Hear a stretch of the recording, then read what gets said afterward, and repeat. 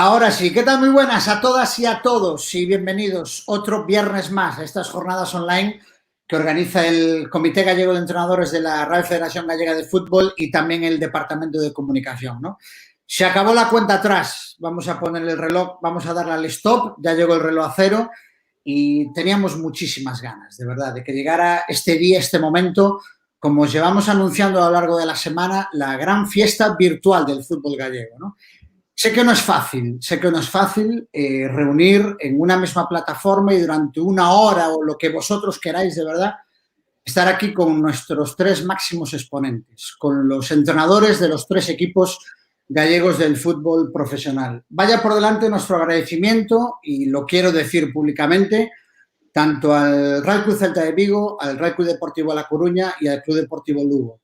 Sobre todo por todas las facilidades, de verdad, de corazón, que nos habéis dado desde el minuto uno que os planteamos y os pusimos sobre la mesa la oportunidad de hacer un encuentro virtual con, como decía, con los tres entrenadores gallegos de nuestros tres equipos del fútbol profesional.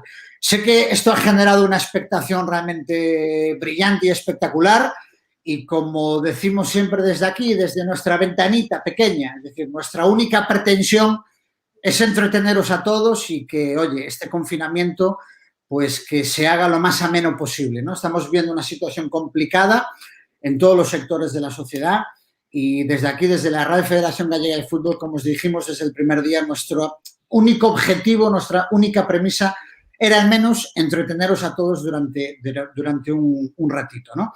Y no me quiero liar más, de verdad, porque ya los veis ahí en pantalla, ¿no?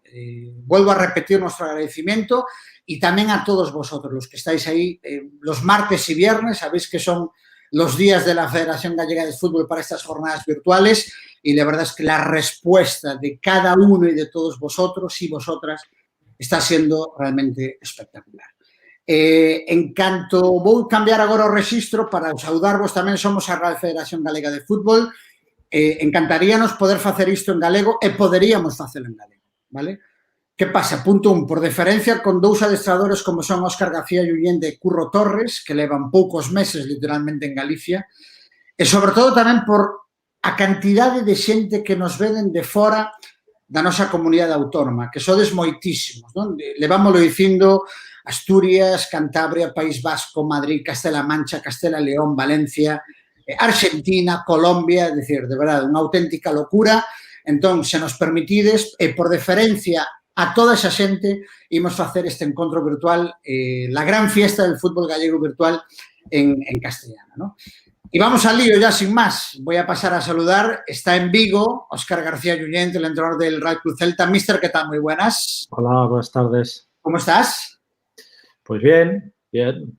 Estando en casa, bien, tranquilo. Podría estar mejor, lógicamente, si no hubiera esta pandemia y no hubiera gente sufriendo y muriendo, y que todo el mundo pudiera hacer lo que quisiera, pero bueno, es lo que toca ahora y tenemos que ser responsables.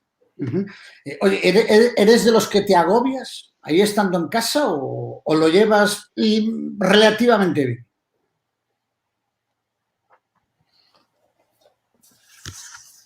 No, lo llevo relativamente bien porque no me gusta estar parado, siempre estoy haciendo cosas y, lógicamente, echo de menos el olor a césped, el estar con el staff, el estar con el equipo, competir, entrenar.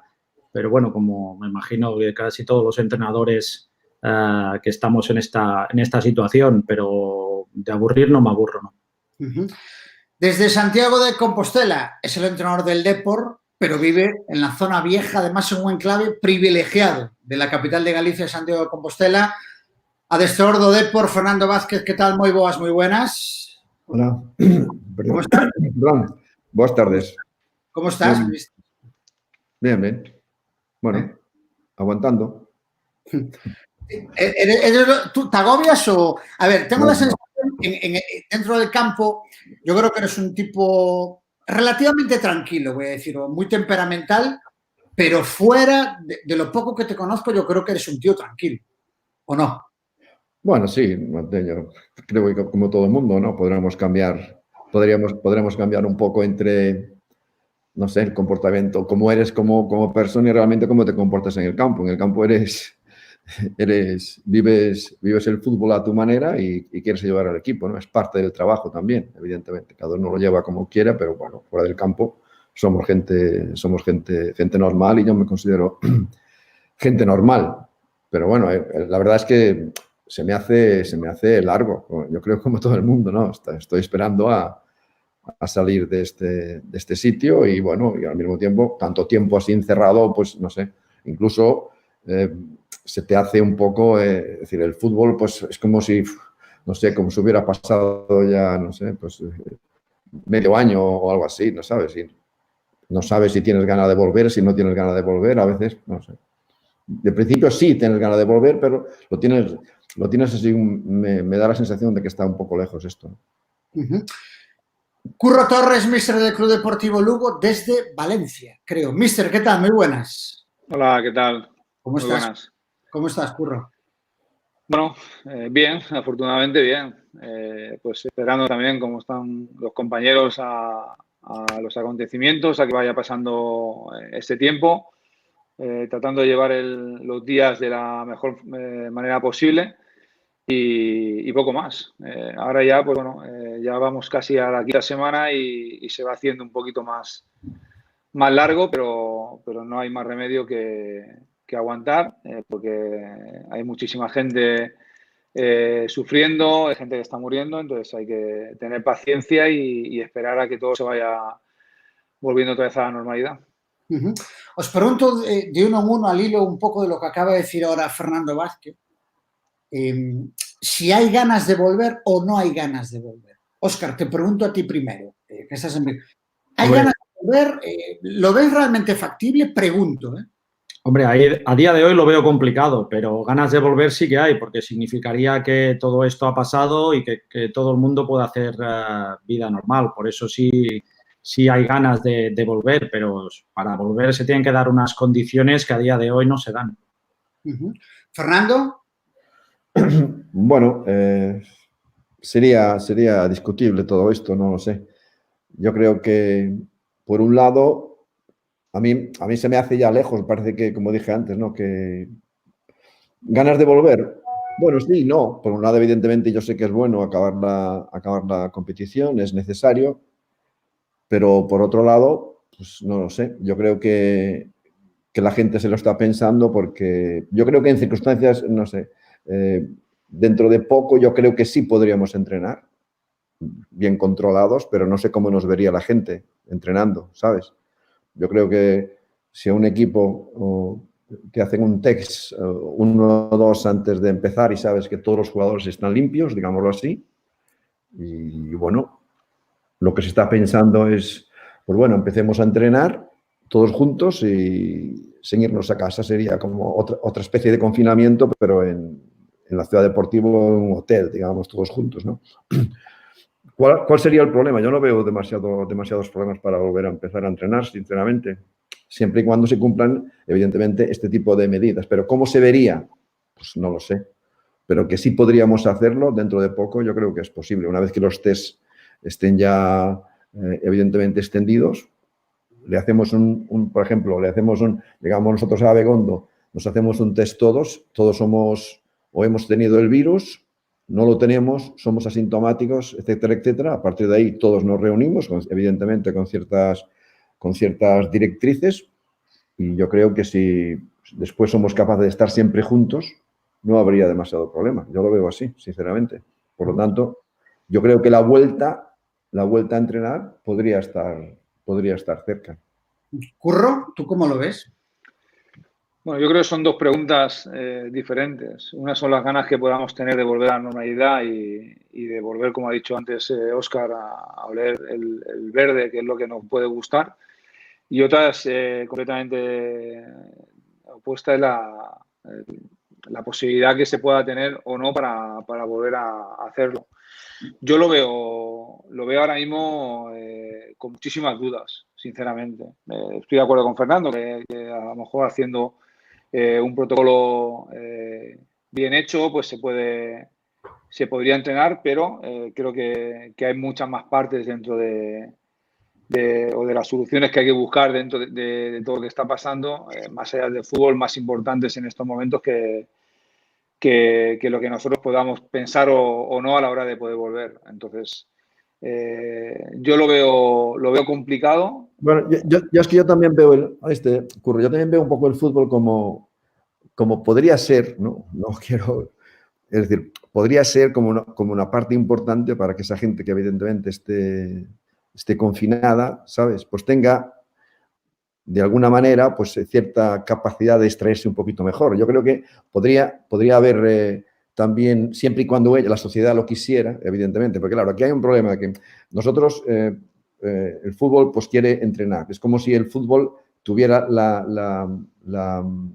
digamos, la idea de que quiere entrenar porque no quiere perder dinero, etcétera, etcétera. Pero también podría tener digamos, un impacto positivo sobre aquellos que están encerrados y que van a seguir un poco confinados, ¿no? Porque digamos que podría haber fútbol casi todos los días, etcétera. Yo lo veo también como este punto por el lado positivo, no solo por el lado negativo de que socialmente quizá la sociedad dijera, bueno, pues los futbolistas son gente, digámoslo así, privilegiada, les permiten entrenar, etcétera, etcétera, y a otra gente no le permiten salir. Ese es el punto negativo. El otro punto positivo es que, pues bueno, de alguna manera, como es el fútbol en sí, es un entretenimiento mundial e importante para la sociedad, pues no sé, le veo también ese punto positivo. Pero aparte de eso, eso es un punto, yo creo que hay que tenerlo en cuenta, pues sobre todo para las personas que tienen que tomar decisiones. Al final nosotros claro, somos trabajadores que acataremos lo que nos tengan que decir. Pero más allá de eso, creo que paramos, bueno, por lo menos nosotros paramos de entrenar, si no recuerdo mal, el 13 de marzo. Sí. Si aún no hemos podido conseguir estabilizar para poder a una, o por lo menos a una rutina de poder entrenar, ya sea en grupos reducidos o ya sea todo grupo, creo que hay que mirar cuándo tienen pensado reanudar esos entrenamientos, cuándo tienen pensado poder volver otra vez a la competición. Hay que mirar mucho más allá del estado de las personas a la hora de la preparación para poder ofrecer, como dice Fernando, ¿no? Al final yo lo considero como un estímulo, ¿no? Lo que entiendo que puede decir un estímulo para la gente que está en casa. Pero realmente ese estímulo hay que valorar si realmente va a ser bueno el ofrecimiento que realmente todos los equipos, ahí nos metemos absolutamente todos, porque al final estamos todos parados, porque cuando tú inicias una temporada, hay una pretemporada, hay partidos, normalmente suelen jugar pocos minutos los jugadores, van cogiendo ritmo. Ahora prácticamente llevamos de una manera mucho más estricta ese parón, porque sí, pueden estar entrenando en casa, pero no todo el mundo tiene un espacio grande para poder hacerlo de una manera, entre comillas, más normal. Y ahí yo considero que no es una manera fácil. Quizás en todo esto, no sé si están de acuerdo ellos, pero creo que los entrenadores estamos todos en un déficit porque nadie nos pregunta, nadie nos consulta y simplemente acataremos la decisión que tengan que tomar. Pero justamente nosotros tres estamos en situaciones complicadas para poder competir, que necesitamos sumar una serie de puntos para conseguir los objetivos y es un problema añadido que yo veo por lo menos hacia mi persona, hacia mi equipo, ¿no? Pero para mí por encima de todo eso creo que está la salud en general. En este caso, si nos mandan a entrenar, creo que está la salud de la gente que tiene que volver otra vez a trabajar, a entrenar. Y si hay que hacerlo y con unas medidas excepcionales donde te permiten hacerlo, bueno, pues bienvenido sea. Y se intentará hacer como algo, y a mí como nunca hemos vivido algo así, hay que hacer algo como algo extraordinario, excepcional, para poder adaptarse lo mejor posible. Yo entiendo perfectamente lo que dice Fernando, pero yo discrepo porque el autónomo que está sin trabajar, sin cobrar y ve que los jugadores o los entrenadores, que somos unos privilegiados en ese sentido, podemos volver a hacer nuestro trabajo, no sé si él estará muy conforme de vernos por la tele mientras él no tiene ningún ingreso. Estoy de acuerdo con Curro en lo de la salud de las personas, porque al fin y al cabo todos somos personas. O sea, ¿por qué los jugadores de primera división sí que pueden jugar y otro sector de cualquier otro trabajo no puede hacerlo. Yo entiendo que esto es un entretenimiento y que la gente pues le gustaría ver fútbol por la tele, pero yo creo que es más importante que el aficionado pueda acudir al campo a ver a su equipo, porque... No, Oscar, pero yo ya puse, quiero decir... Sí, te entiendo perfectamente. No me estoy decantando por jugar o no jugar. Sí. Yo lo que quise decir es que sería posible, es posible ya, dentro de nada, yo creo que dentro de una semana, es posible que los equipos puedan volver a entrenar. Yo creo que sí. Yo creo que sí. Realmente si ponen... Ahora bien... Que algún jugador da positivo. ¿Qué? Imagínate, claro. Un jugador da positivo. Y entonces, yo no creo que tenga que haber esa diferencia de que nosotros tengamos para hacer test cada día o cada mañana. Evidentemente, claro. Cuando hay gente que no tiene. Yo, si todo el mundo quiere hacerse el test, estoy de acuerdo que a lo mejor sí se podría entrenar. Por eso yo ya dije que, evidentemente, cuando los test, evidentemente, se hagan de alguna manera, digamos, universal. Yo digo que esa posibilidad, bueno, otros países pues ya lo están planteando, ¿no? Yo no digo que yo sea partidario, yo digo que esa posibilidad pudiera existir, sí. ¿Cuáles pueden ser las contrapartidas? Evidentemente, pues tú acabas de decir una. Si en los primeros test aparece un positivo, pues ese chico, evidentemente quedaría apartado. ¿Me entiendes? Sí, porque no sería... Sí, pero no es solo ese chico. Ese chico a lo mejor ha salido a entrenar y el masajista le ha dado un masaje. O sea que esto después puede entrar en una rueda que después sí que a lo mejor... Yo no digo eso, pero con la seguridad podríamos tener la certeza, es decir, si los test son universales y están a mano, digámoslo así, eso habría que decirlo en la Liga de Fútbol Profesional, si están a mano, sí que se podría hacer y se podría perfectamente entrenar en grupo. Porque evidentemente todos estamos, somos todos absolutamente negativos, digámoslo así. A partir de ahí, lo que pueda aparecer en la competición o lo que pueda aparecer después, yo en eso ya no me meto, evidentemente. Pero es para todo el mundo. Que es bueno o malo. No sé, si la sociedad no lo ve bien, yo tampoco me estoy diciendo aquí nada, pero yo dije que lo que me pareciera a mí que es un punto positivo que tiene que la gente pues pueda ver lo que ve todos los fines de semana. No, y seguro que hay gente que estaría de acuerdo en poder ver al menos fútbol en televisión, ya que tiene que estar en casa. A mí me encanta escucharos. Yo estoy aquí callado porque realmente me encanta ver a 3 entrenadores del fútbol profesional intercambiar entre vosotros sin que nadie medie. Yo estoy encantado de la vida, ya os digo, de verdad. Ahora que hay un poco de... También os voy a preguntar, es decir, en caso de una... no sé, os voy a preguntar, hay mucha gente que dice en esta situación que estamos viviendo, hay mucha gente que dice hablar de fútbol ahora mismo es una frivolidad, ¿no? No sé si vosotros lo habéis escuchado a lo largo de estos días, que es una frivolidad hablar de fútbol. Ahora, yo también soy de los que opinan que el fútbol, detrás de un club de fútbol hay muchos empleados. Y hay mucha gente, ahora mismo hay muchos clubes de fútbol que han presentado un ERTE, hay gente que se ha ido al paro, ¿vale? Detrás de un club de fútbol, ya no hablemos de la cantidad que mueve el fútbol, el Producto Interior Bruto, por ejemplo, del país, el tema de los empleos que hay detrás del fútbol. Es decir, a ti, Óscar, por ejemplo, te pregunto a ti primero, ¿escuchas eso de hablar de fútbol ahora mismo es una frivolidad?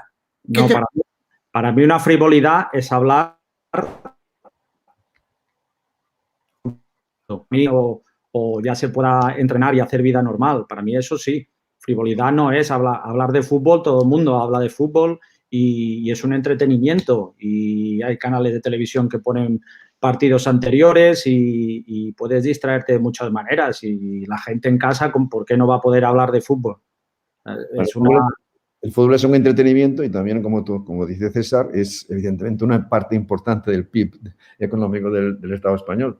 Quiero decir que desde ese punto de vista es una actividad, digamos, económica como puede ser cualquier otra. Y en todo caso, tendrían los mismos derechos, digámoslo así, los trabajadores que están en el fútbol a otro tipo de trabajadores. Es decir, que no es una broma el dinero que se mueve en el fútbol y a nivel económico para un Estado es muy importante también. Sí, pero bueno, digo que realmente el problema de todo esto es lo que ha vivido el entorno del fútbol, ¿no? O de la gente que trabaja.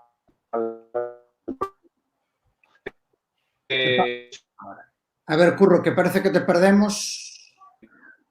Creo que nosotros... Ahora... A ver. Tenemos problemas ahí con tu conexión, Curro. A ver si la... ¿Ahora mejor? Ahora mejor, sí, ahora mejor. Dale. Ahora sí, mejor. ahora sí, ¿no? Sí. Sí, no, que decía que al fin y al cabo la gente, el problema es que no nos ve como unos trabajadores de una empresa normal. Te ve como un deporte, sí, aunque lo seamos, pero realmente la gente ve que estamos haciendo deporte, que hacemos lo que nos gusta, nos ve, o sea, te ve de una manera diferente, por eso es ese tipo de opiniones a la hora de poder hablar. Creo que hoy en día se puede hablar prácticamente de todo y la gente que nos gusta fútbol, pues hablaremos de fútbol sin ningún tipo de... Igual que otra gente puede hablar de otras cosas. Pero al final nosotros somos trabajadores que tratamos de ganarnos la vida de la mejor forma posible, que en cierto modo, como han dicho, además es un entretenimiento donde la gente, o hay mucha masa social que le gusta, pero al final creo que todos trabajamos para poder vivir, sobrevivir y en eso nosotros, o las personas que envuelven todos el mundo del fútbol o los clubes, ¿no? Que hay mucha gente detrás que en este caso pues se ha quedado en el paro o ha entrado en un ERTE que también pierden esa capacidad económica, pues también tienen esa necesidad de esa vuelta o de poder volver otra vez a esa normalidad, como he dicho antes, ¿no? Os quiero preguntar también desde el punto de vista de entrenadores, en este tipo de situaciones, es decir, no sé qué es más importante, ¿qué es lo que más os preocupa? Punto uno, obviamente, el tema físico, ¿no? El tema físico, lleváis parados, como bien decís, desde el 13 de marzo.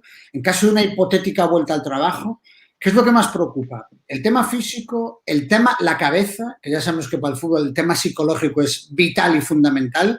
Óscar, empiezo por ti. ¿Qué es lo que más te preocupa ahora mismo? O en el contacto que tú mantienes, no sé qué contacto tú mantienes con la plantilla, no sé si es diario, cada 2 días, cuéntame un poco. Bueno, no, diario no es. Diario sí que está el preparador físico y gente del staff pues pendiente, llamando a los jugadores. Yo también lo he hecho, pero mi trabajo con todos los jugadores no es diario. Pero, lógicamente, el tema físico es muy importante porque cuando hay vacaciones en verano son 2-3 semanas máximo y los jugadores pueden salir fuera a correr, a ejercitarse en algún campo, pueden tocar el balón y ahora esta situación no se produce por muchas bicicletas que puedas tener en casa o por mucho trabajo que puedas hacer en casa. Muchos viven en un piso y no pueden hacer otro ejercicio. Y si normalmente en una pretemporada normal necesitas 5 o 6 semanas, aquí se está hablando de solo 15 días. Y 15 días y competir cada 2 o 3 días, que eso es un plus. No será fácil, el tema físico para los jugadores. Lógicamente, si tienes una plantilla muy amplia, pues vas a tener, y del mismo nivel, vas a tener esa ventaja, que todos partiremos con el mismo inconveniente, pero eso no sé si va a favor o en contra del espectáculo, porque cada 2 o 3 días jugar sin haber hecho una pretemporada como Dios manda después de un parón así, pues puede haber lesiones y habrá mucho riesgo de que eso suceda. Y con el añadido de que juegas en verano. Reanudamos, se tomarán medidas como he escuchado lo de los 5 cambios, parar por hidratación, pero yo creo que es un riesgo grande. Ya no solo eso, sino también afectará a la temporada que viene y a los jugadores internacionales que tienen Eurocopa a final de la temporada que viene llevarán un acumulado de partidos muy grande. Fernando. Bueno, yo pienso que estamos en un mundo desconocido. Es decir, que es algo que creo que, no sé, el otro día me comentaba Manuel Pomo, mi preparador físico, que creo que en la historia del deporte solo hay creo que es el fútbol americano o algo así, una situación parecida, que por huelga separaron los clubes y volvieron después a algo parecido a lo que podríamos hacer nosotros, pero esto no se puede comparar a una pretemporada porque en la pretemporada los jugadores los jugadores están relajados, digámoslo así, ¿no? Cuando tú estás de vacaciones estás relajado. Yo no creo que mis jugadores o los de cualquier equipo en estos momentos estén demasiado relajados estando confinados. Yo creo que están entrenando bajo un pequeño estrés o bajo un estrés muy importante. El hecho de estar confinado, pues te estresa un poco, quieras o no quieras, ¿no? Y por lo tanto, digamos, esta situación, ahora venir a ponerse a entrenar, nadie sabe las consecuencias. Será un momento para experimentar y para ver y para estudiar, evidentemente. Pero está claro que en este equipo de, no sé si es béisbol americano o fútbol americano, resulta que las lesiones, una vez que llegaron y venían de estar de vacaciones sin entrenar, seguramente estarían entrenando igual que nosotros ahora, pero estaban, evidentemente, en una especie de confinamiento, pero podían entrenar libremente. No es como en nuestro caso, que están entrenando en sus propias casas, ¿no? Pero llegaron y se quintuplicaron o triplicaron las lesiones, ¿no? Por tanto, es un tema muy, muy delicado que nadie sabe lo que puede ocurrir, y eso de jugar 3 partidos a la semana, eso es imposible. En el fútbol no se puede aceptar, evidentemente. Como mínimo tienes que tener 72 horas de descanso, eso está claro, ¿no? Curro, ¿vas en la misma línea también? Sí, lo comenté al principio. Creo que todo esto va mucho más allá. El hecho de una cosa es volver a entrenar, otra cosa es volver a competir. Por lo que, bueno, al final me imagino que ellos también sabrán lo que sabemos todos, de que se están hablando de 15 días prácticamente de poder entrenar con el grupo, igual algunos días previos a poder hacerlo con grupos mucho más reducidos, pero es una incógnita el hecho yo creo que para todo el mundo, incluso para los preparadores físicos, que son los que realmente están preparados para poder manejar este tipo de situaciones, creo que para ellos es una incógnita poder saber cómo se va a desarrollar y cómo van a evolucionar los propios futbolistas, porque Óscar al final ha vivido también como yo, al final tú estás de vacaciones y puedes salir a correr, haces más ejercicio, y ahora pues estando en casa exactamente no es lo mismo.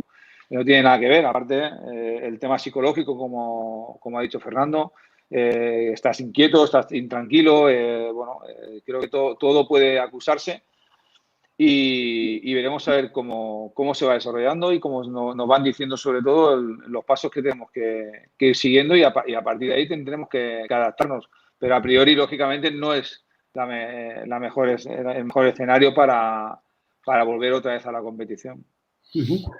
Vale, mister, pues mira, yo creo que ya tocamos este tema. Anunciaros que somos ya casi 1000 personas ahora mismo, una auténtica barbaridad. Veo aquí preguntas, hay gente de Argentina, de Colombia, de Italia, Alemania también. Óscar, gente que te está viendo desde Alemania, que lo sepas también. Y un poco, mira, antes de nada, quedan 2 minutos para las 8. Yo no sé si vosotros a las 8 también estáis saliendo a aplaudir o no. Os pregunto. Sí, yo en algún momento sí que he salido. Yo también, pero no es obligatorio. Vale, Óscar, ¿tú? Sí, normalmente sí. Aparte Vale. tengo familiares que son sanitarios, o sea... No, os lo digo porque queda 1 minuto. Yo tengo la alarma puesta. A las 8 vamos a parar 1 minuto o medio minuto. Salimos a aplaudir y volvemos, ¿vale? Es algo que también hemos instaurado aquí. Óscar, tienes, nada, medio minuto, un poco antes de entrar ya en el lío. El tema de tu llegada al Celta después de muchas temporadas fuera, ¿no? Has estado en Alemania, has estado en Francia, has estado en Grecia. No sé si te costaba volver a la Liga Española, no sé por qué. ¿Porque no habías tenido ofertas hasta el momento? ¿O porque estabas cómodo fuera? ¿Por qué? Primero de todo quería salir un poco del fútbol español. Quería ver otras culturas, tener experiencias con otro tipo de jugadores. Quería estar en algunas ligas muy concretas y al principio, lógicamente, cuando salí del Barça juvenil, pues no tuve propuestas para entrenar en España en primera división, lógicamente, y bueno, decidí que quería irme fuera. Me ayudó tener un buen nivel de inglés, lógicamente eso te hace ser un poco más valiente que si vas a un sitio y no hablas idiomas, pero la verdad que mejoré mucho como entrenador, porque conoces jugadores de otras culturas, con otra mentalidad. No es lo mismo un jugador español que uno de Israel, que un austríaco, que un danés, que un inglés.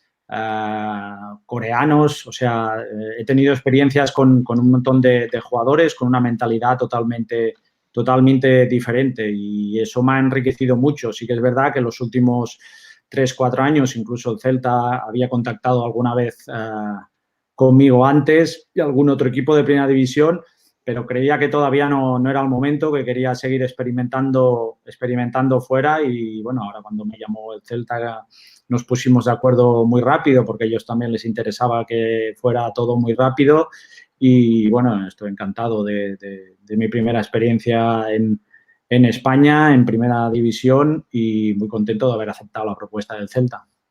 Muy bien, son las 8, misters, ¿qué os parece? Salimos, aplaudimos, rendimos homenaje y en un minutito estamos aquí de vuelta, ¿vale? Vale. Perfecto.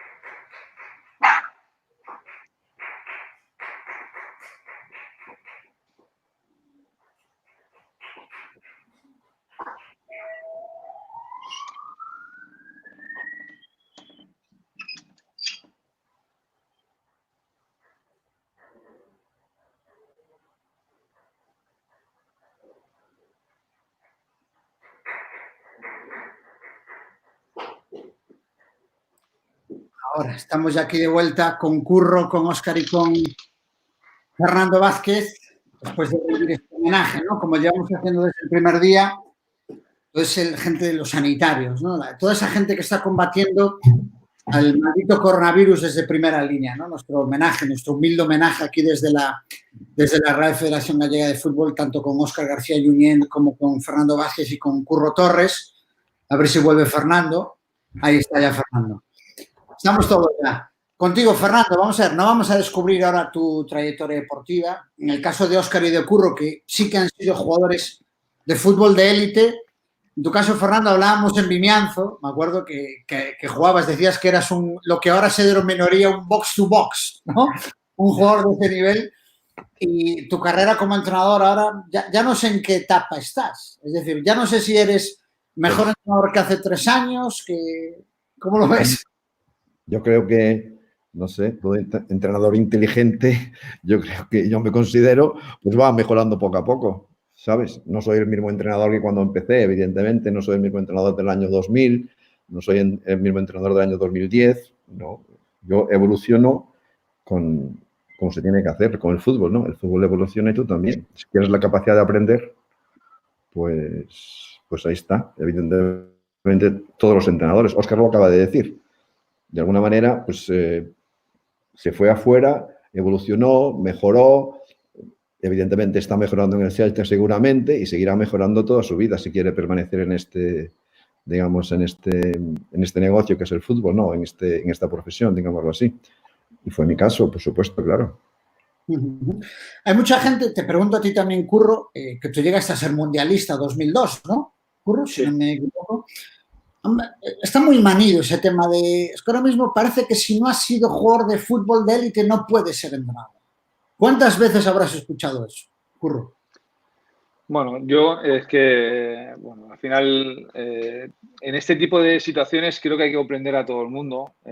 Sí que hay que reconocer que el que ha sido futbolista a nivel profesional, pues quizás tenga una primera o una avanzadilla a la hora de poder entrenar, como antes Óscar, ¿no? Entrenar al juvenil, o yo empecé entrenando la cantera del Valencia, pues siempre puedes tener alguna posibilidad más que otras personas. Pero yo siempre digo que bueno, que al final haber sido futbolista te puede abrir un poco más la puerta, pero luego realmente te tiene que gustar, tienes que rendir, tienes que, bueno, aprender, mejorar, y eso no te lo va a dar continuamente el haber sido futbolista o no, sino realmente los resultados que tú puedas ir dando en los años que puedas ir entrenando. Por eso creo que que no todo el mundo vale para hacer un trabajo, pero y da igual, independientemente si ha sido futbolista profesional o no. Creo que hay gente que no ha sido futbolista, que está muy preparada y muy capacitada para poder hacerlo, igual que otra que ha sido futbolista y también sigue siendo igual de capacitada y preparada que las otras personas. Pero creo que es un debate al final, porque creo que hay muchísimos entrenadores, somos muchos, y bueno, al final parece que cuando consigues cosas lo consigues por un motivo o por lo que hayas podido ser, más allá de por el trabajo que estás haciendo diariamente, ¿no? Oye, el famoso estilo y el famoso método del que se habla mucha gente, del que se habla muchas veces, ¿no? Yo tengo escuchado a muchos entrenadores a veces decir, yo tengo mis ideas y voy a morir con ellas.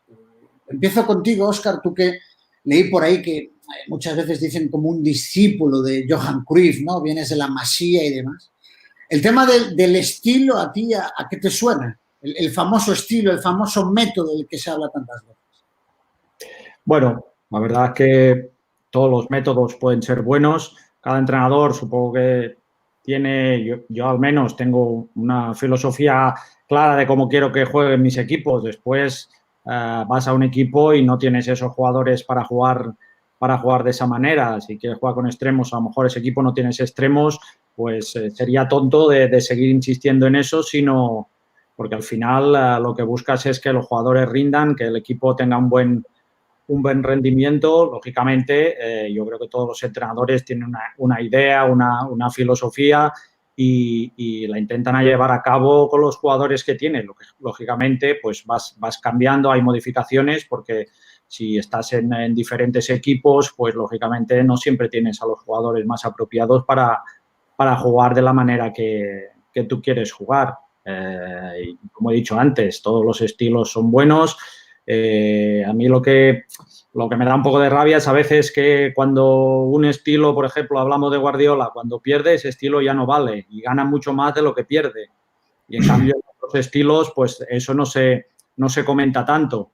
Parece que en lugar de admirar, queremos criticar y queremos que el entrenador que triunfe, machacarlo para decir, bueno, que tampoco es tan bueno. No, yo creo que lo que tenemos que hacer es aprender, que hay grandísimos entrenadores en España, grandísimos entrenadores fuera entrenando, y lo que tenemos es que admirar lo que están haciendo y sobre todo entrenadores que tienen ya una trayectoria larga.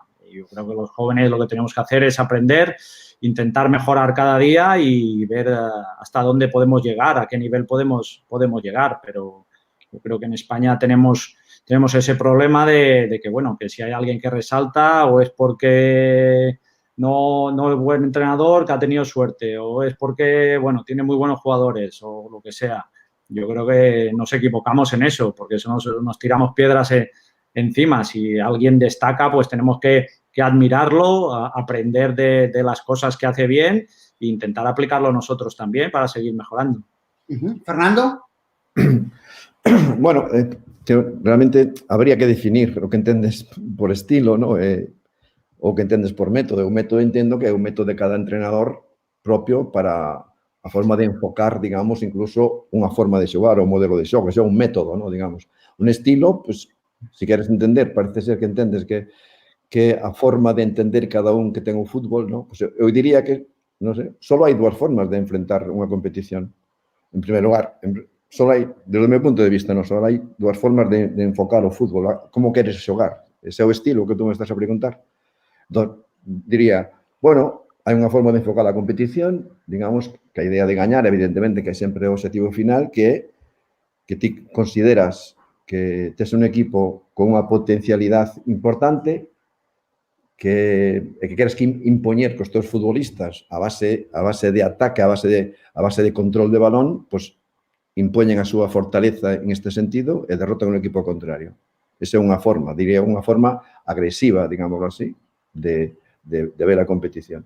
Outra forma máis conservadora, por chamarlle de alguna maneira, pues sería que un entrenador considera que quizás non teña esa capacidade de enfrentar a competición neste sentido, porque se siente de alguna forma controlando, comparando, se siente de alguna forma en un escalón inferior e ten que, evidentemente, enfocar a competición de unha forma diferente, que sería, pois moi ben, eu considero que son incapaz, non teño as fortalezas suficientes na fase ofensiva para desequilibrar o equipo rival, entón considero que, bueno, que máis conservador, digámoslo así, pues uno forzas no aspecto defensivo e, evidentemente, aproveitarei de alguma maneira as debilidades do rival. Bueno, o entrenador elixe, estas podense combinar, evidentemente, en cada partido, se ti queres, pero esas son as dúas maneiras de enfrentar a competición. Oye, eu son yo soy tengo estas capacidades, tengo esta fortaleza que es capaz de derrotar al rival. Muy bien, allá vamos. O, de otra manera, pues consideras tú que tienes que actuar de forma más conservadora y, evidentemente, digámoslo así, ganarte la batalla pues a base de guerrillas, ¿no? Un poco, en vez de un ataque frontal, digámoslo así. No hay más maneras de verlo, como pienso yo, ¿eh? Yo lo veo así. ¿Curro? Bueno, yo voy más a lo que ha dicho Óscar. Al final, cada uno tenemos nuestra idea de lo que queremos. Sí que es verdad que muchas veces llegas a los sitios y no tienes los futbolistas que se adapten mejor a lo que a lo mejor tienes o la idea que puedas. Yo trato más de identificar más como una identidad de equipo o un modelo de juego, de trabajo.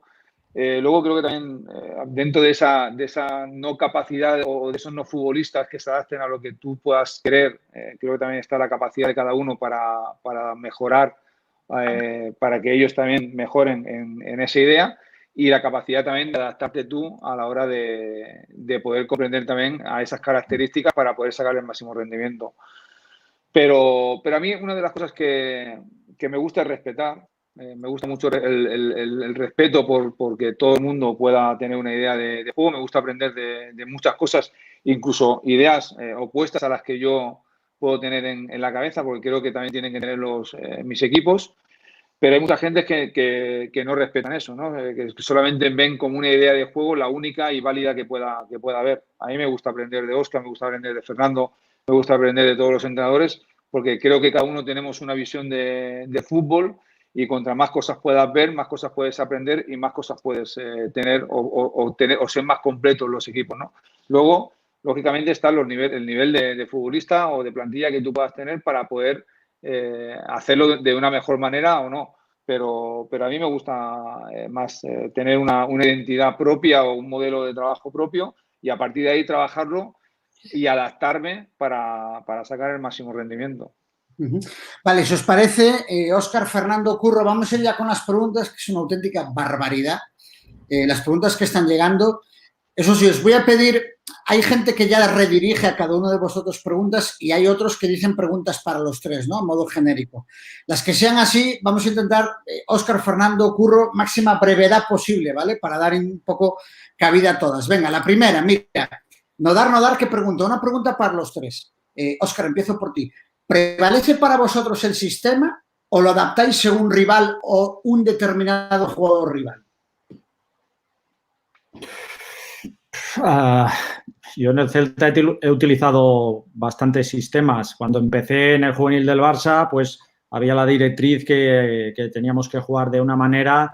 Cuando estuve en el Maccabi seguí ese estilo. En el Brighton intenté cambiar un poquito. En el Salzburgo jugaba diferente.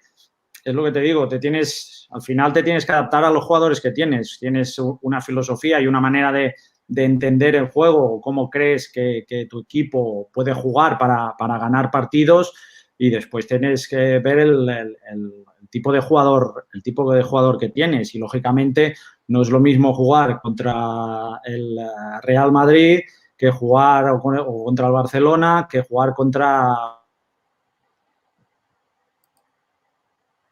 Nosotros intentamos seguir una línea, pero lógicamente tienes un rival. Esto es como en una batalla. En una batalla, sí, cuanto más cosas sepas del rival, cuantas más debilidades puedas saber, pues mucho mejor, porque después tú las puedes aprovechar, y al revés, intentar minimizar tus debilidades para que el rival no te haga daño, porque no juegas tú solo, sino que juegas contra un rival. Fernando. Bueno, pido los tres, ¿vale? Porque es que si no... Muy simple. evidentemente, o sistema é un instrumento adaptado a los jugadores que tú tienes, evidentemente. Y a partir de ahí, tú eliges a los mejores según, o a los más adecuados para el sistema que se adapta mejor a tus jugadores. A partir de ahí, pues tú puedes variar, evidentemente, para ganar. Yo digo siempre, para ganar el partido puedes variar dentro del mismo partido, puedes variar según el rival, porque al fin y al cabo el fútbol es un deporte de espacio. El espacio es el concepto fundamental y algún equipo, por alguna razón, por su propio sistema, te puede ofrecer espacios que tú puedes saber explotar, evidentemente sabiendo modificar tu sistema o cambiándolo por otro. ¿Curro? Bueno, yo ya he hablado antes de una identidad.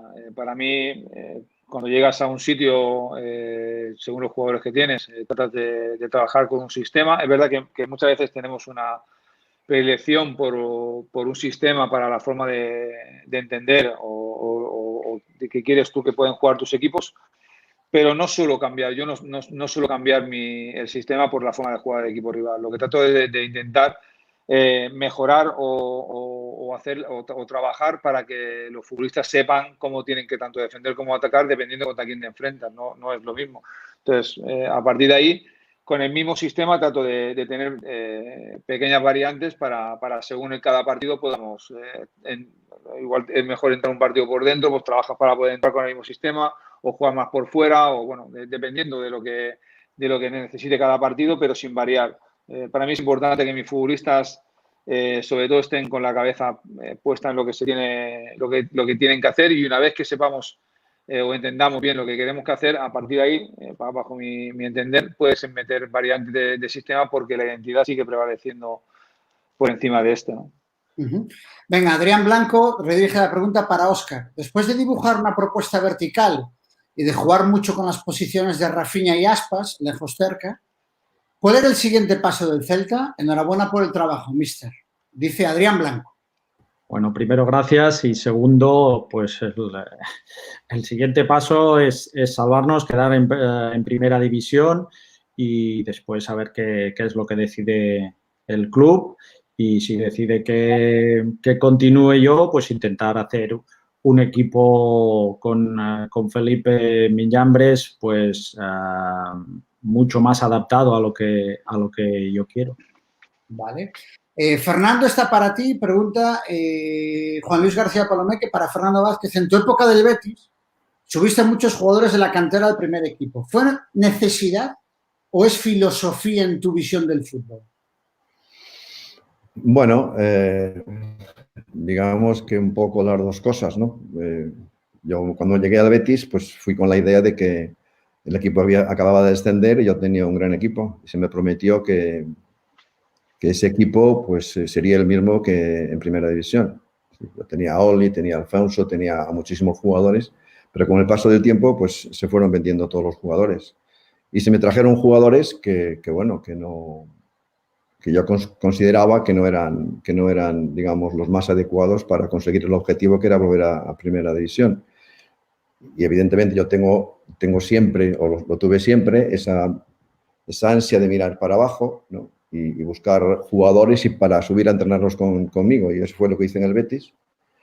Y poco a poco pues empecé a subir jugadores que a mí me parecían mejores que los que tenía y los puse a jugar sin ningún problema.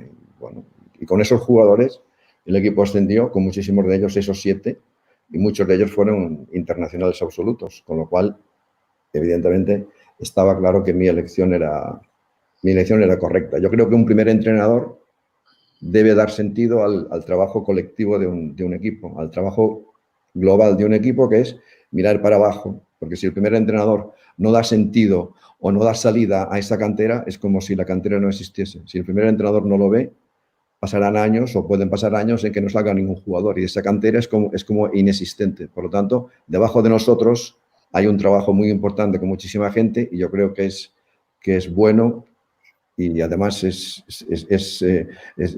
paga muchos dividendos, porque al fin y al cabo el jugador bueno de mañana tiene hoy 15 años, 16 años y están todos en la cantera. Había una curro para ti aquí, bueno, hay varias, se me acaba de escapar porque esto, insisto, es una barbaridad. Actualiza continuamente el programa. Mira, esta quiero que la contestes tú primero, Curro. para los tres, ¿nos podrías explicar cuál es la esencia, en tu caso tuya, Curro, del juego ofensivo y defensivo en vuestros equipos? Bueno, el juego ofensivo, bueno, la esencia para mí es saber lo que tiene que hacer cada jugador cuando tienes el balón, no solamente el que tiene el balón, sino los demás compañeros, qué es lo que tienen que hacer en todo momento para poder ir a hacer daño. Yo creo que muchas veces se entiende mal el hecho de querer ser un equipo que le gusta tener el balón con que ser un equipo que le gusta hacer daño al equipo rival. Entonces, bueno, a partir de ahí creo que lo mejor es que los futbolistas lleguen a entender el porqué de las cosas, el porqué se hacen las cosas, para que ellos lo puedan poner luego en práctica. Pero igual que ofensivo, igual que defensivo, ¿no?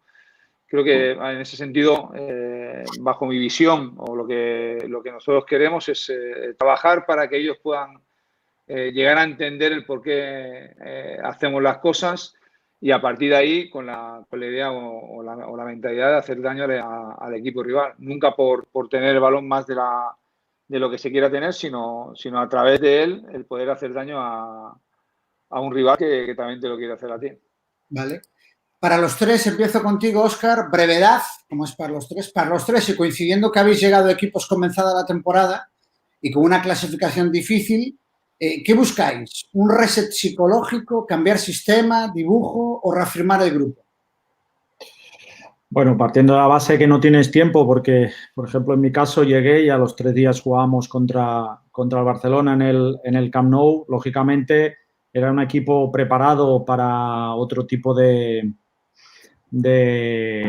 situación, para otro tipo de luchar para puestos un poco más arriba, y lógicamente cuando estás abajo y no tienes buenos resultados, el jugador psicológicamente está muy bajo, y más si son jugadores que no están acostumbrados a tener esta lucha, a luchar por no descender. El tema psicológico es muy importante, sobre todo las primeras semanas. También intentar meter mucha cosa táctica, pero sabes que no tienes toda una pretemporada para ir trabajando, o sea que tienes que ir también con mucho cuidado, porque de no llenarles la cabeza con demasiada información, porque venían de un entrenador con sus ideas y yo venía con mis ideas, y tampoco no quería llenarles la cabeza ya muy pronto, muy rápido las primeras semanas. Lo hemos ido haciendo poco a poco, pero sí que el trabajo más importante fue el psicológico. Fernando. Bueno, pues en mi caso es estudiar al equipo, ver el equipo. Ya lo conocía antes, ver cuáles eran un poco sus debilidades, hacer un diagnóstico y a partir de ahí, pues estudiar a los jugadores a nivel individual y hacer un sistema lo mejor o más adecuado a lo que yo pensaba que tenía que hacer para que el equipo volviera a ganar. ¿Curro? Bueno, yo cuando llegué sobre todo les pregunté a ellos qué es lo que querían. Me interesaba muchísimo saber qué es lo que querían ellos hacer sobre el terreno de juego para intentar llegar a un consenso, no solamente llegar con mis ideas, sino que esas ideas fuesen comunes para así poder trabajarlas. Y bueno, y a partir de ahí, pues es verdad que no puedes o no tienes tiempo para poder hacer muchísimas cosas, sino ir paso a paso y tener, con el avance de los partidos, ir mejorando. Para Óscar, pregunta Diego Fernández. Óscar, ¿de qué forma trabajas las transiciones ataque-defensa? Bueno, para mí es muy importante el tema posicional. Si posicionalmente atacas bien, tienes más facilidad para defender, sobre todo tras pérdida, porque acumulas gente donde está el balón, y le doy mucha importancia a esto porque el fútbol cada vez está tendiendo más a eso. Muchas veces, o si miramos estadísticas, se consiguen más goles robando en campo contrario que no a lo mejor construyendo desde atrás, aunque a nosotros nos gusta ser así, pero lógicamente estás a mucho más metros de la portería rival.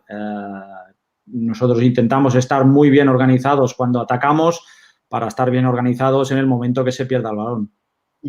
Para Fernando, en una semana de competición, ¿cuánto tiempo y qué tipo de tareas trabajas tácticamente? Pregunta Alberto López. Hombre, pues no sé, depende de cómo, evidentemente yo también llevo poco tiempo en el equipo, depende del tiempo que haya estado en el equipo, en qué momento esté, y evidentemente también un poco según el partido anterior, que es quien me dice que es realmente lo que tengo que trabajar. Evidentemente también hay unos temas comunes que repito continuamente, porque creo que sin repetición pues no hay aprendizaje. Vale, para Curro, de Alejandro Vidal García, de tu época como jugador en Valencia, ¿qué ha cambiado en el juego o qué modelos han dejado de usarse? Pregunta Alejandro Vidal. No, yo creo que modelos no ha cambiado ninguno. Creo que se han ido incluso incorporando. Pero al final esto, creo que también, como todo, va por modas. Ahora muchos equipos juegan con un 3-5-2 o con 5 defensas. Dentro de unos años igual vuelven otra vez a un 4-4-2, pero creo que hay mucha variedad. Creo que no ha cambiado mucho. Quizás lo que ha cambiado es el futbolista, que hoy en día creo que es un futbolista mucho más preparado, mucho más físico. En ese sentido sí que ha podido variar, pero creo que al final, no sé si ellos tienen otra visión, pero para mí los modelos siguen utilizándose absolutamente todos, pero ahora pues quizás puede predominar uno o dos más que otros, pero en cierto modo creo que hay de todos. Vale, para los tres, empiezo contigo, Óscar, pregunta Dani Freire. En el análisis del equipo rival, ¿qué priorizáis o qué parámetros tenéis, digamos, a mayor consideración? Bueno, nosotros buscamos mucho dónde podemos encontrar los espacios porque intentamos atacar en espacios grandes y defender en espacios reducidos, como, bueno, supongo que prácticamente todos los entrenadores, y priorizamos eso, dónde podemos encontrar superioridades en ataque, dónde podemos encontrar los espacios y, bueno, defensivamente, pues lo que he dicho antes, ¿no? Minimizar el daño que nos puedan hacer, siendo conscientes de nuestras debilidades, y muchas veces me pongo en el sitio del entrenador rival y pienso que es cómo atacaría al Celta o cómo defendería al Celta. Básicamente eso, donde puedo encontrar superioridades y dónde puedo encontrar los espacios para atacarles. Fernando. Bueno, pues yo estudio al equipo rival especialmente en su aspecto defensivo. ¿Qué hace? ¿Cómo defiende? Porque y entonces busco exactamente, como decía Óscar, busco exactamente en qué espacios, se los muestro a mis jugadores, en qué espacios son ellos débiles, ¿sabes? Busco un poco sus flaquezas en algún momento. Por otra parte, estudio también, evidentemente, su balón parado, está claro, en los dos aspectos, y también un poco sus finalizaciones, ¿sabes? Cómo finalizan. Es una información que traslado un poco a mi equipo, pero a nivel ofensivo suyo, pues no miro en exceso, lo miro, pero un poco más en segundo plano. ¿Por qué? Porque, bueno, considero que nuestro sistema defensivo, pues evidentemente tapa la mayoría de los problemas que nos puedan crear, por nuestra forma de defender, quiero decir. Curro, desde Valencia. Bueno, nosotros en ese análisis intentamos, digamos, de analizar absolutamente todo, desde la salida de balón del equipo rival, de inicio, de la transición, tanto ataque de defensa como defensa-ataque, en ataque organizado del equipo rival, cuando están atacando, en esa transición que podemos hacer nosotros, el balón parado, tanto ofensivo como defensivo. Tratamos de ver absolutamente todo, no solamente lo que a nosotros nos puede llegar a interesar, y a partir de ahí intentamos trabajarlo durante la semana sobre esa identidad que nosotros tenemos para intentar hacer las cosas tanto cuando ellos tienen el balón como cuando no lo tienen. Pero trato de intentar analizar en todas las facetas del partido que se pueden dar, ¿no? Mira, Rubén López, que pregunta también para los tres, empiezo contigo, Óscar, un poco ya enfocado en mucho entrenador, ¿no?, de fútbol amateur y mucho que está empezando también a entrenar, ¿no? Pregunta, ¿qué consideráis más prioritario, ¿no?, en el fútbol amateur? ¿El análisis del rival o el propio a la hora de establecer una estrategia operativa semanal? Bueno, yo creo que se puede trabajar igual que a nivel profesional. Quizá no tienes tantos medios, pero por la pregunta intuyo que conocen a los rivales y tienen claro cómo jugar. O sea, yo creo que tienen que enfocar la semana sabiendo contra quién van a jugar y qué es lo que quieren hacer.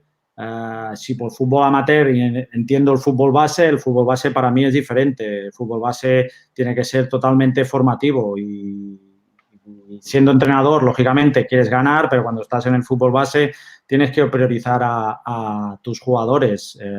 Lo de ganar es mucho menos importante porque un entrenador cadete que más le da ganar 3 títulos o 4 títulos 4 años seguidos y después ninguno de sus jugadores puede llegar al primer equipo o no los ha mejorado. ¿Fernando? Bueno, yo creo que dice fútbol amateur en el sentido de fútbol que no es profesional, fútbol no de cantera, creo decir yo.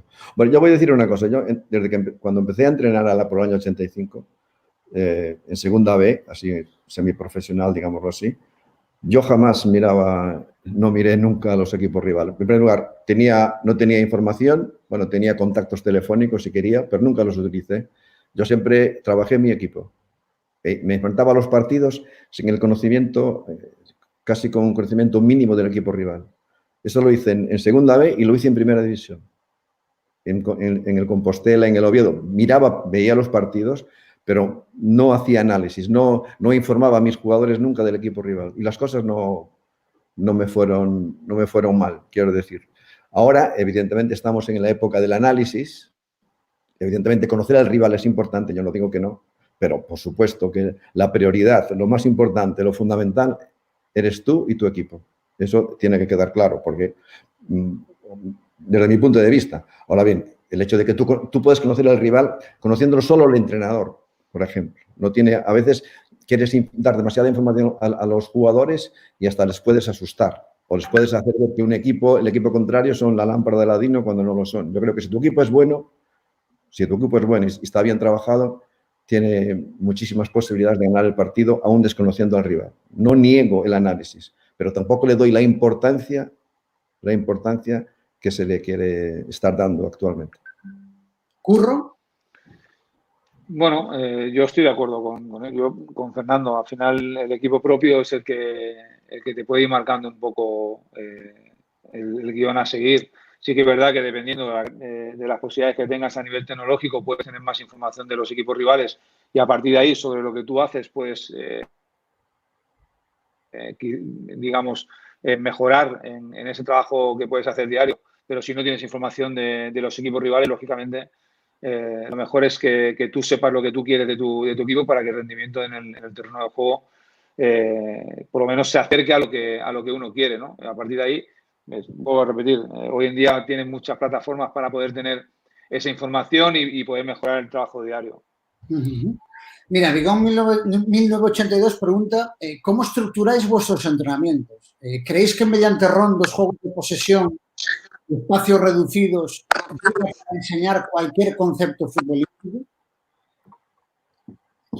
Bueno, para mí todo depende de la manera que quieras jugar. Si eres un equipo que el rival te encierra mucho, pues estos juegos te van muy bien. Yo creo mucho en el juego de posición porque también es lo que he dicho antes, no solo para atacar, sino para cuando pierdes el balón. Obviamente tampoco es lo mismo entrenar a Barcelona, que sabes que todos los equipos se van a encerrar y tienes que entrenar en espacios más reducidos, pues son esos espacios los que te va a dar el rival que en otro equipo, que por ejemplo te atacan más, pero por ejemplo el Barcelona que tiene mucho el balón, para mí son aspectos de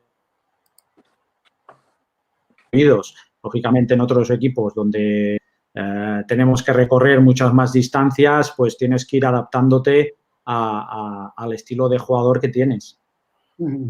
Fernando.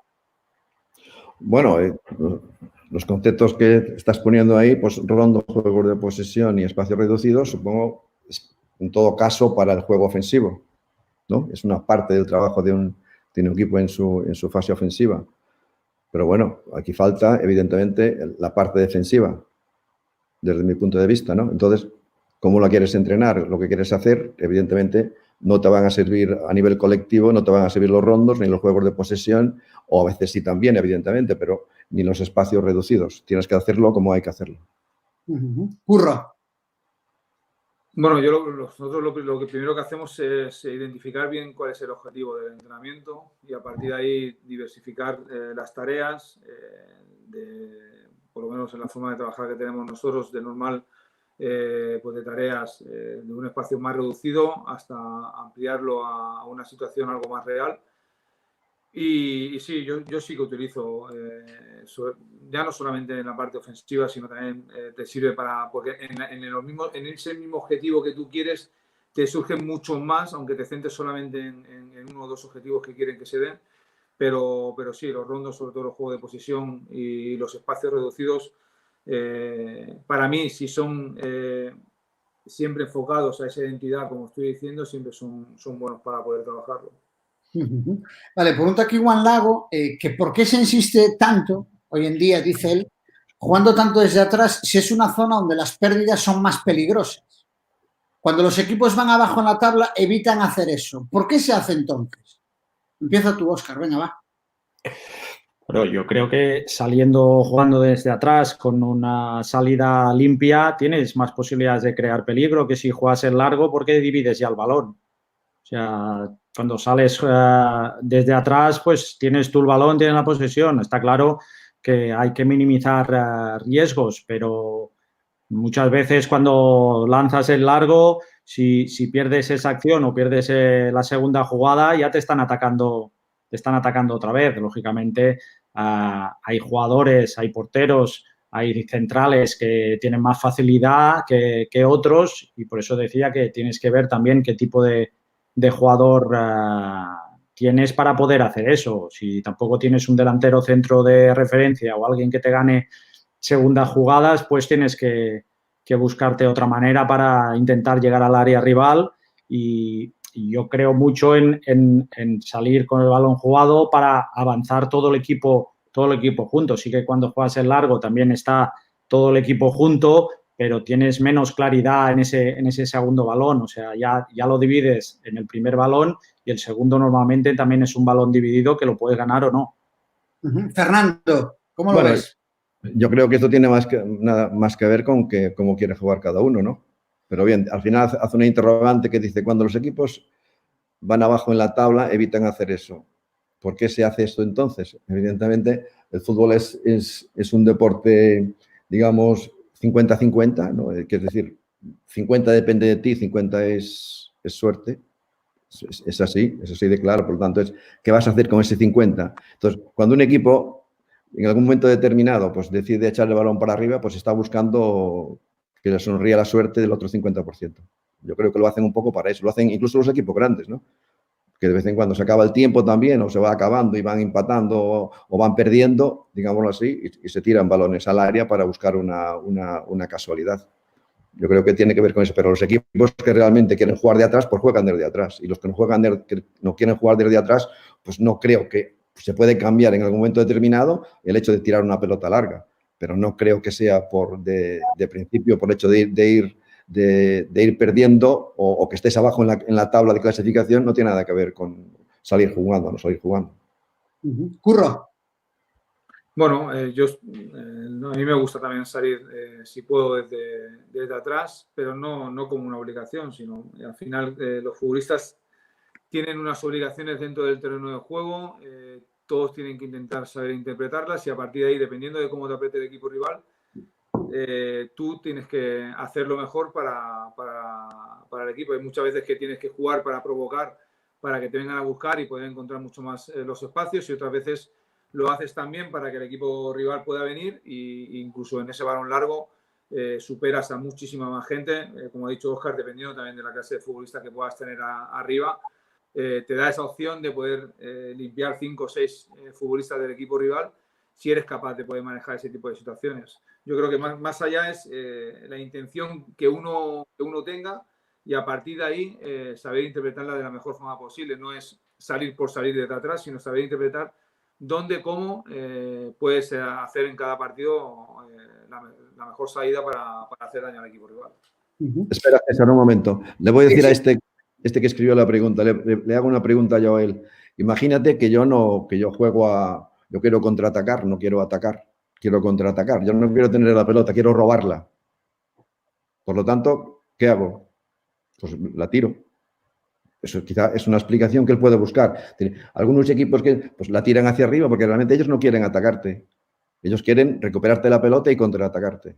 Entonces, es una forma inteligente de hacerlo. Es decir, no me voy a salir jugando desde atrás porque va en contra de lo que yo quiero hacer. Si yo no quiero tener la pelota porque yo quiero contraatacarte, yo te doy a ti la pelota. Y después yo te la robo y te contraataco. Es la razón por la cual, evidentemente, un equipo puede hacer eso. No es una tontería, lo hacen porque piensan. Vale, Fernando, aclarado queda. Pim Pam pregunta, ¿quién tiene más mérito y valor para vosotros? Es decir, entrenadores como Guardiola o Zidane, a base de inversiones multimillonarias, o gente como Bordalás, pon el ejemplo de Bordalás, con lo que está haciendo en el Getafe. Te pregunto a ti primero, Óscar. Para mí todos tienen mucho mérito, porque Guardiola y Zidane entrenan a grandes equipos porque se lo habrán merecido, porque los verán capaces de poder entrenar a esos equipos. Y hay otros equipos que se gastan lo mismo o un poquito menos y no tienen éxito. Eso tampoco te asegura el éxito. Puedes estar más cerca porque puedes comprar mejores jugadores, pero yo creo que tienen un mérito enorme, igual que Bordalás. Lo que está haciendo en el Getafe, lleva muchos años entrenando en todas las categorías y es lo que hablábamos antes, que no por haber sido el jugador de un nivel altísimo como han podido ser Guardiola o Zidane, no es significativo de que pueda ser o tengas que ser un gran entrenador, porque Bordalás ha estado, como te repito, en todas las categorías del fútbol, ya no solo profesional, sino también amateur, y se ha ganado pulso estar en primera división y está haciendo unas campañas muy buenas en el Getafe. Para mí tienen mucho mérito los tres o los entrenadores que en lo que pueda estar pensando el que ha escrito esto. Perdona, Óscar, por la interrupción, que pensé que habías acabado. No pasa nada. Fernando. No, para mí también los tres, tienen los tres, grandes, evidentemente. Vamos a discutir a Guardiola, a Zidane o a Bordalás, pues no. Pero evidentemente Bordalás tiene un toque especial porque lo hace rindiendo a un altísimo nivel. Si se pudiera calcular, digámoslo así, el rendimiento de un equipo, el 100% de un equipo, digámoslo así, evidentemente yo creo que los demás equipos no están a su máximo nivel porque la diferencia con el Getafe sería mucho mayor.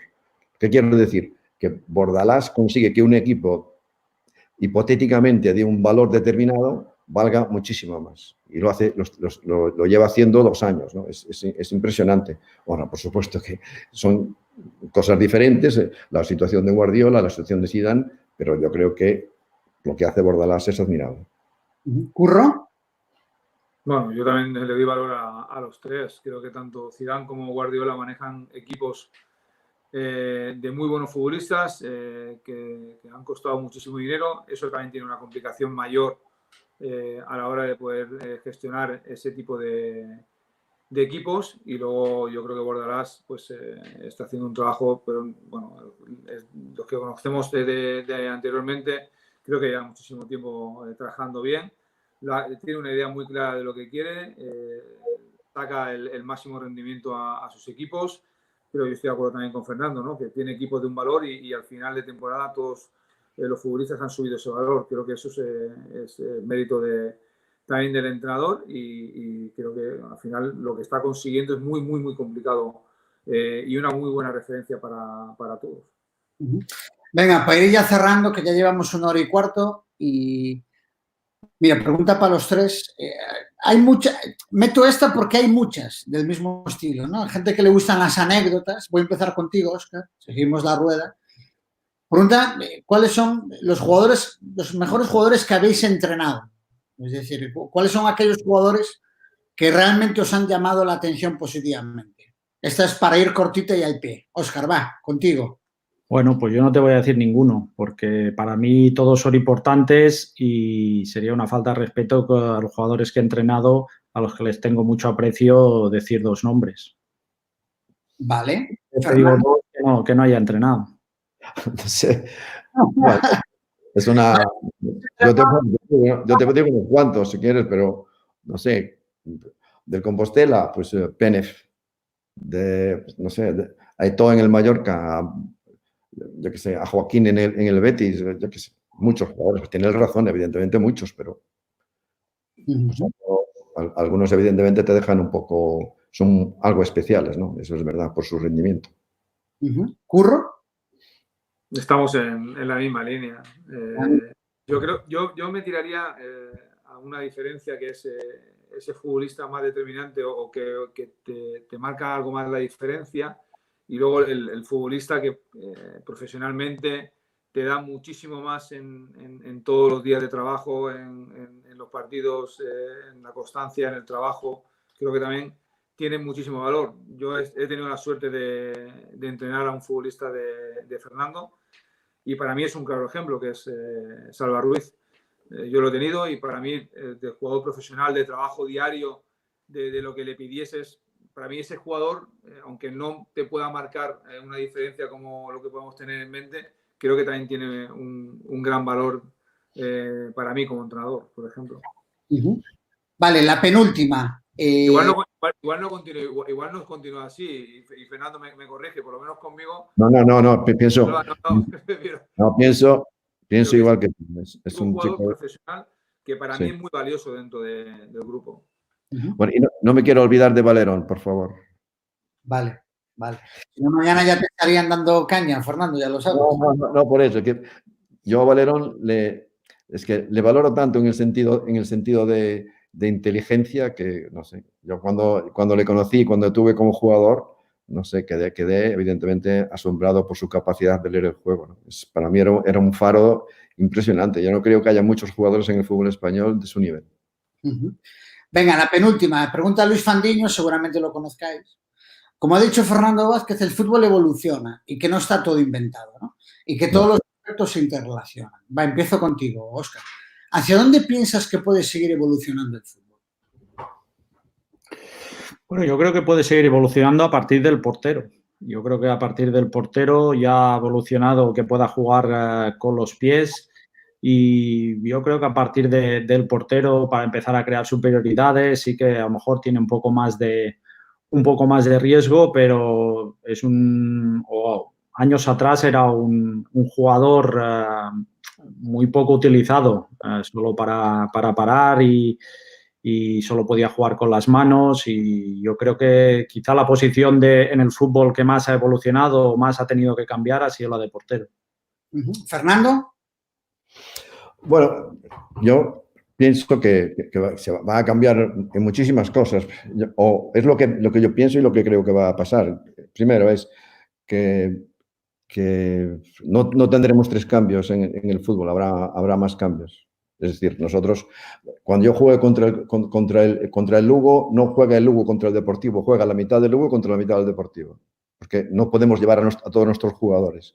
Con lo cual, al entrenador le daría, si los clubes quisieran o esto se regulara, le daría una capacidad de transformarse durante el partido tremenda, porque a veces los entrenadores yo por ejemplo, tengo a veces, aunque puedo llevar a 6 jugadores, digámoslo así, tengo algunos problemas de, pero me gustaría llevar a este, no me gusta llevar al otro. Y yo creo que se podría cambiar en este sentido, en el que solo podrías hacer 3 cambios, digámoslo así. En el descanso no contaría, pero tú podrías transformar a tu equipo de una forma impresionante. Y jugar realmente, el entrenador tuviera a su disposición, como tienen los seleccionadores en un mundial, a todos sus jugadores. Yo quiero a todos mis jugadores en el banquillo y yo poder cambiarlos a todos, como en el balonmano, en el baloncesto.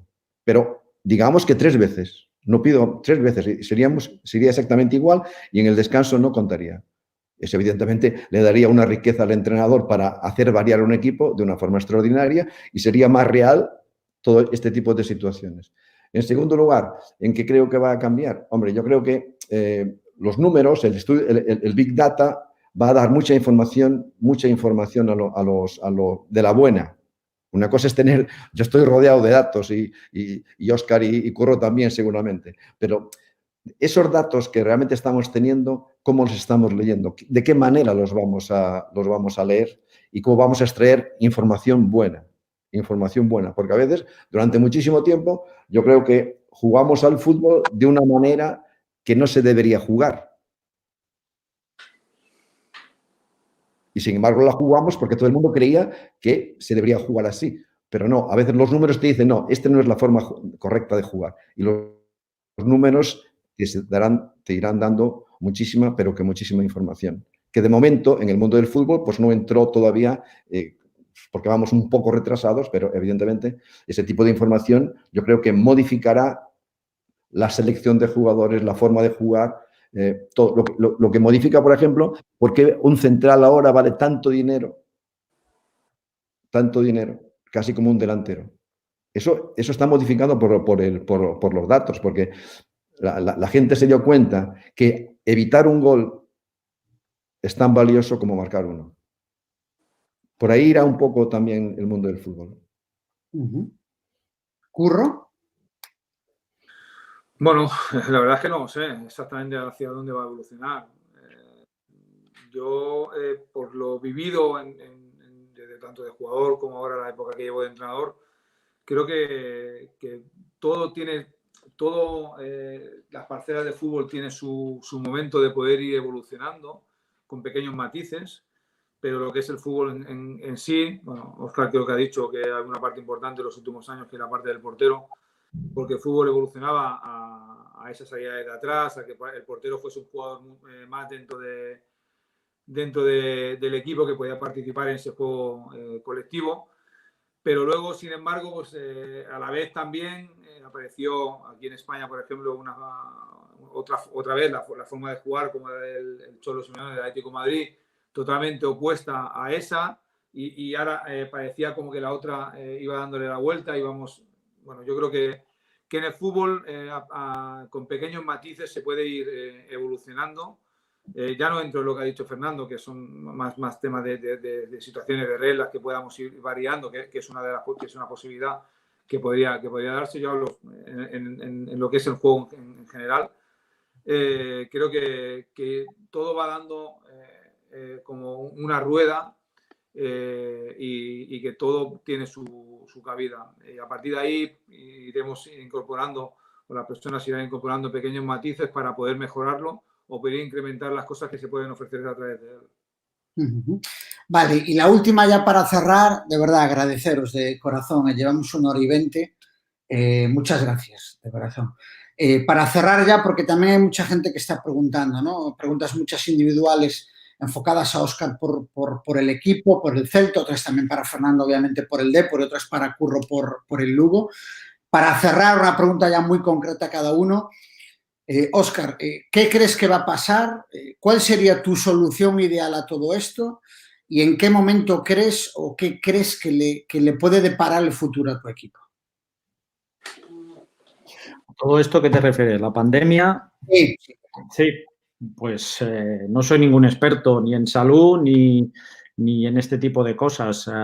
Yo me guío por lo que dicen los sanitarios, por lo que dice sanidad, y creo que eso es lo que tiene que prevalecer, que ya hay tiempo o habrá tiempo para otras cosas cuando podamos estar todos seguros y que todos podamos volver al trabajo. La segunda pregunta era...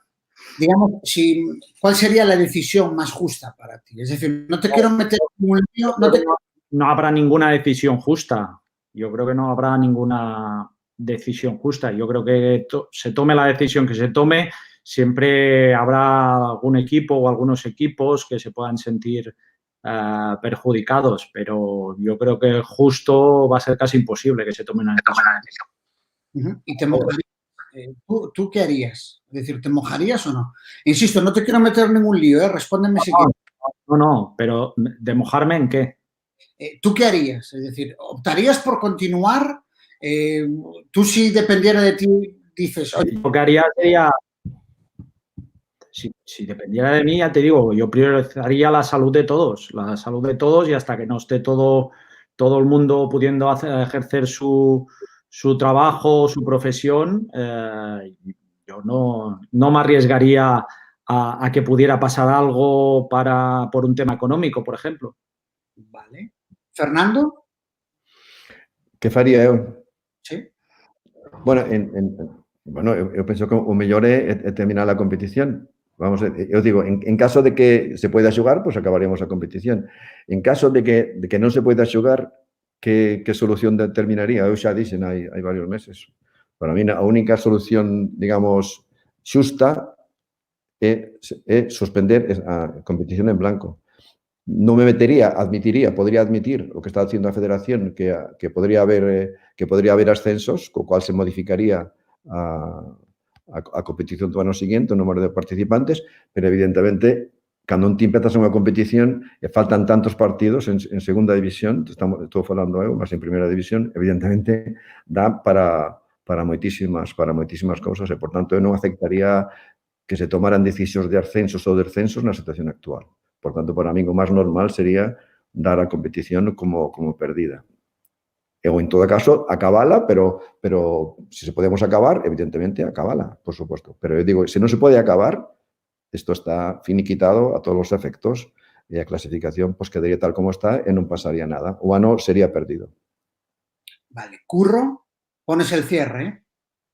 Bueno, yo creo que lo ideal para todos, ¿no? es tener la posibilidad de poder acabar la temporada. Otra cosa es que, viendo las circunstancias, cómo está todo, como ha dicho Óscar, creo que hay que priorizar la salud de las personas por encima de todo. Y si al final, ¿sabes qué pasa? Que muchas veces cuando uno se expresa, te están mirando exactamente dónde estás, en qué clasificación estás, y no lo ven como una opinión personal, más allá de los intereses personales que uno pueda tener, ¿no? Entonces, creo que en ese caso estoy con Fernando. Creo que si al final no se puede llegar a jugar, no se puede dar por finalizada la temporada y debería de darse como nula. Pero simplemente porque te quedan 11 partidos por jugar y sería totalmente injusto el hecho de poder tomar decisiones contradictorias. Pero creo que nadie o una gran parte no estaríamos de acuerdo. Siempre habrá partes que no estarán de acuerdo con la decisión que se pueda tomar. Igual incluso jugando. Yo creo que jugando, creo que habrá personas que no estaremos de acuerdo el hecho de poder competir en esas condiciones que se están hablando. Exactamente de la misma forma. Pero non é que, non é que, non sé, yo no puedo tener intereses, no tener intereses, me daría igual, opinaría igual. Yo a la opinión de la gente, cuando uno se expresa... Si estuviera esto, pero esa gente que dé razones, esa gente que hable, que se exprese, y podemos hablarlo y discutirlo, pero evidentemente no hay dónde está escrito que una campaña, una temporada sin acabar, se puedan tomar decisiones. A mí que me lo digan, ¿sabes? Y entonces ya está, no hay... Y yo o pensaría igual si fuera 10º, 12, cuarto, quinto, etcétera, etcétera. Otra cosa es que a alguien le pueden dar un premio. Yo no digo lo contrario. Lo que no te pueden es castigar. ¿Sabes lo que digo? Sí, está claro. Que le dieran un premio no me importaría. Ahora bien, no admitiría nunca que a mí me castigaran por el hecho de que me faltan 11 jornadas y me descendieran. Eso no lo admitiría nunca. No, y luego está otra cosa. El otro día, Paco, que siempre que habla, pues deja también sus cosas, Paco Gémez, lo expresó de una manera muy real, ¿no? El hecho de poder volver a jugar de la manera que están queriendo volver a jugar, aunque tengamos que aceptarlo, al final parecería un soltero contra casados por el tiempo real que te permiten poder prepararte para poder competir. Y es así, aunque tengamos sería sin público. Una realidad y eso por lo menos nosotros, aunque nadie nos pregunte, nadie nos consulte ni nada, creo que en ese sentido es una realidad. Yo al final te van a tirar al ruedo, ¿no? A tener que salir a torear cuando no estás en condiciones de a lo mejor de poder hacerlo. Pero como estaremos todos en esas mismas condiciones, pues bueno, pues, como que todo vale y tendremos que salir si ocurre en este caso el hecho de que te digan que tienes que jugar. Igual Yo que les- si al final Yo les podría decir, ellos dicen la primera vuelta y no ¿por qué no la segunda? ¿Por qué tiene que ser la primera vuelta la o la clasificación actual sin acabar la segunda vuelta? Porque evidentemente es una injusticia absoluta, no jugamos todos contra todos. Por tanto, primera vuelta o segunda vuelta. Algunos dicen primera vuelta, yo digo, ¿y por qué no segunda vuelta? Por ejemplo, es una opinión igual que los que dicen la primera vuelta, porque nada está escrito. Y por tanto, yo en este sentido siempre defenderé la posibilidad de que con mi trabajo yo salve al Deportivo. ¿Me entiendes lo que digo? Siempre lo defenderé y entonces estaré siempre en contra de que alguien me diga que escribiendo una regla nueva, pero es que tenemos que pensar lo que está en juego. Por una regla nueva que no está escrita, que nadie sabe, o por negociaciones o por tal, usted se va a segunda división. Yo eso no lo admitiría nunca. Es inaceptable. Sí, Óscar, la verdad es que es complicado. Óscar, ¿querías decir tú algo? Me pareció algo que te hablabas de... Sí. Yo creo que también, aparte de que lo primero tiene que prevalecer la salud, tenemos que pensar que el fútbol es un espectáculo y un espectáculo sin nadie en el campo ya no es tan espectáculo, y si los jugadores físicamente no están preparados para jugar 3 partidos, como no van a estar en una semana, tampoco va a ser un espectáculo. Y también corremos el riesgo de no solo cargarnos esta temporada, de cargarnos la siguiente. Ya no hablo como un tema de entrenador, sino de jugadores. Ya lo he comentado antes, para la Federación Española no sé si es muy interesante que se jueguen tantos partidos o se acabe esta competición casi siguiendo la temporada que viene, jugando tantísimos partidos, los jugadores internacionales, ya no solo los españoles, sino... Los jugadores dijeron que querían jugar. Los propios jugadores, su sindicato, está diciendo que ellos juegan. Por tanto, digamos, si el elemento más... no tienen ellos tampoco el poder de decir, bueno, sí, queremos... Les consultaron. Querría ir también a los estadios, pero si Sanidad dice que no se puede, no se puede. No, estoy de acuerdo contigo, pero lo que te quiero decir es que el elemento más importante, el factor más importante del juego, que es el jugador, a los jugadores se les preguntó y los jugadores dijeron que jugarían. Eso está así, no dijeron que no jugarían, e incluso creo que aceptaron casi jugar cada 2 partidos. Según tengo leído yo, para una información así un poco rara, que eso es imposible, no se puede, pero los propios jugadores dijeron que sí, que jugarían. Y por lo tanto, si los jugadores quieren jugar, yo creo que es muy difícil. A los clubs, a todo el mundo le interesa jugar. A mí me parece muy complicado que no se juegue. Yo lo veo así. Yo también quiero jugar, pero yo también quiero ir a ver a mis hijas y estoy aquí. Ya. Cosas que están por encima de las decisiones personales o los propios intereses. Acabamos, Óscar, Fernando, Curro, vuelvo a repetir, 1000 gracias de corazón, los 3. Okay. ¿Vale? Hasta luego, Óscar. Ha sido bien, y a toda la gente, ha sido un auténtico lujazo. Quiero volver a agradecer a vuestros clubs, ¿vale? Al Real Club Celta, al Real Club Deportivo y al Club Deportivo Lugo de corazón, por las facilidades. A todos los que habéis estado ahí detrás de la pantalla y a vosotros de corazón, me alegro de que estéis todos bien, que esto se resuelva cuanto antes y, como dijo Óscar, lo primero, la salud, luego ya hablaremos de fútbol, ¿vale? A todos los que habéis estado ahí, gracias, volvemos la semana que viene. Óscar, Fernando, Curro, de corazón, mil gracias, ¿vale? Venga, chao.